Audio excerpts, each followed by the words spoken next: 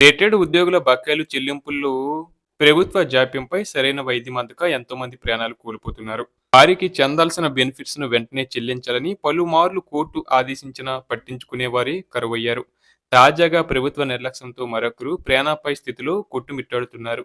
వివరాల్లోకి వెళ్తే Osmania university linguistic department retired professor Mohammed Ansari 2 ఏళ్లుగా ప్రభుత్వం రిటైర్మెంట్ బెనిఫిట్స్ ఇవ్వడం లేదని, వెంటనే అతనికి బెనిఫిట్స్ అందించి అతని ప్రాణాలు కాపాడాలని డిమాండ్ బంధుమిత్రులు చేస్తున్నారు. అతనికి ఏమన్నా జరిగితే పూర్తి బాధ్యత ప్రభుత్వందని, యూనివర్సిటీ యజమానిదేనని హెచ్చరించారు. కాగా ప్రభుత్వ తీరుపై ఇటీవల హైకోర్టు తీవ్రంగా స్పందించింది. పెన్షన్ బకాయిలు చెల్లించడానికి అది ఏమైనా మీ సొంత డబ్బు అనుకుంటున్నారా? ఉద్యోగుల కష్టార్జితమే ఇస్తున్నారని తెలియదా? ఉద్యోగ విరమణ చేసిన వాళ్ళు చకోర పక్షుల్లా ఎదురు చూడాల్సిందేనా?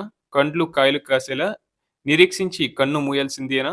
రిటైర్డ్ ఉద్యోగుల ప్రాణాలు పోతున్నా ప్రభుత్వానికి పట్టకపోతే ఏమనుకోవాలి?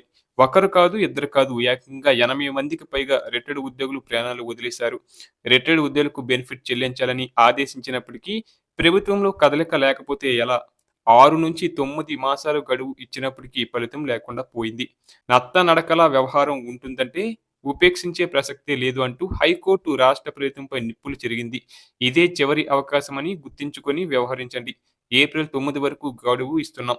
అప్పటిలోగా రిటైర్డ్ ప్రభుత్వ ఉద్యోగులకు పెన్షన్, జీపీఎఫ్, కమ్యుటేషన్ గ్రాట్యుటీ, అర్జిత సెలవు, సరెండర్ లీవ్, గ్రూప్ ఇన్సూరెన్స్ వంటి ఉద్యోగ ప్రయోజనాలను చెల్లించాల్సిందే అని ఆదేశించింది. ఈ మేరకు జస్టిస్ నామవరపు రాజేశ్వరరావు సోమవారం కీలక ఉత్తర్వులు జారీ చేసిన విషయం తెలిసిందే.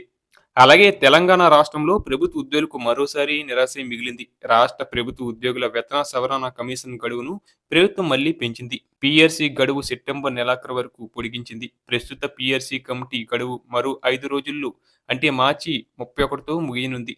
ఈ నేపథ్యంలో మరో 6 నెలల పాటు కమిటీ గడువును పొడిగిస్తూ రాష్ట్ర ప్రభుత్వం నిర్ణయం తీసుకుంది.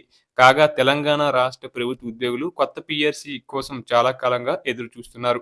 కానీ కొత్త పీఆర్సీ నివేదిక ఇంకా ప్రభుత్వానికి చేరలేదు. ఈ తరుణంలో కొత్త పీఆర్సీ కోసం ఉద్యోగ సంఘాల నేతలు ప్రభుత్వానికి పలుమార్లు వినతి పత్రాలు సమర్పించారు.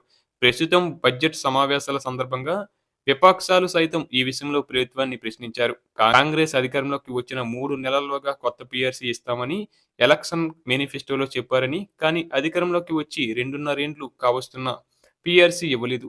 మళ్ళీ ఎక్స్టెన్షన్ ఇస్తారా?